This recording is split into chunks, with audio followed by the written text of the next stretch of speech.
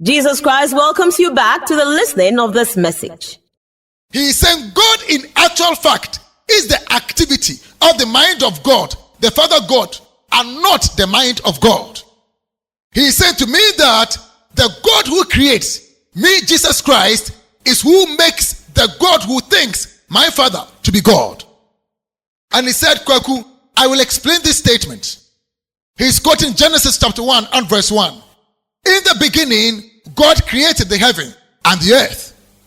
And he said, in the beginning, the God that the name God describes to be God, in the person of God the Son, created the heavens and the earth.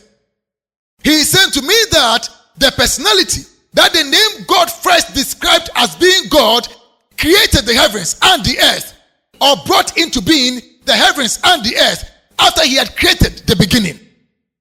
What I mean to say here is that till the visible God, me, Jesus Christ, came out from the invisible God, my Father, there was nothing created.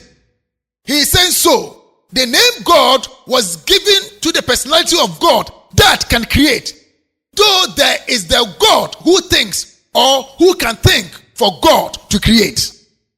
He is saying that I am making paramount emphasis on my personality as God, so that you will not make the mistake of calling who you are not supposed to be referring to as God, God. He is saying that the fact of the matter is that it angers the Father God to know that his Son, me, his Son, is not referred to as God. He is saying, which is also to say that the fact that God the Son is called God makes the Father God proud. He is saying the fact that God the Son is called God is the joy of the Father God. And when you decide to deny the Father God his joy and his pride, you put him to wrath. The reason for his wrath against Lucifer and his faithfuls. The king is saying, so how can you then not put the Father God to wrath? And he's saying that you can only make the Father God happy when you regard God the Son to be as he has made him. He's saying, Kwaku, to me that whenever God the Son is made mention of to be God or as being God, the Father God is pleased and is very much satisfied. The King of Kings is saying that the regard that you give to me, God the Son as God, is the food that feeds the personality of the Father God to satisfy him.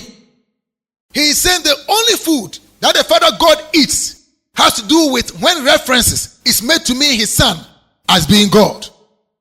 He said, Kwaku, this is the only food that feeds the hunger of the Father God to satisfaction. He said, this is the only food that feeds the soul of the Father God. And the King of Kings is quoting the verse 3 of Genesis chapter 1. And he's saying, and God said, let there be light, and there was light.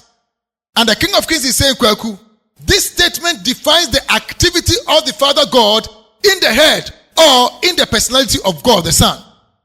He is saying the let there be is the thought of God or the production house of the ideas of God.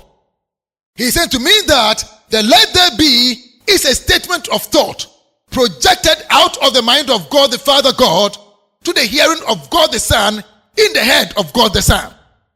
He says so.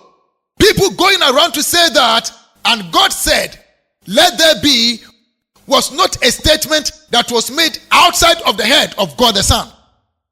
He said it was a statement made to me, God the Son, in my head. He is saying that is why the voice of God, the Father, is not heard by anyone and cannot be heard by anyone but by his Son, me, Jesus Christ. He is saying that when I was on earth and my Father spoke for all to hear, the King of Kings is saying it is because the Father God that speaks to God the Son also lives in God the Son. He said, Kwaku, let me ask the earth a reasonable question here. He is saying that in terms of a person communicating with you, is it the spirit or the soul of the person that does the communication, or it is the outlook or the outward appearance or the visible appearance of the person that communicates? The King of Kings will return soon with his wisdom.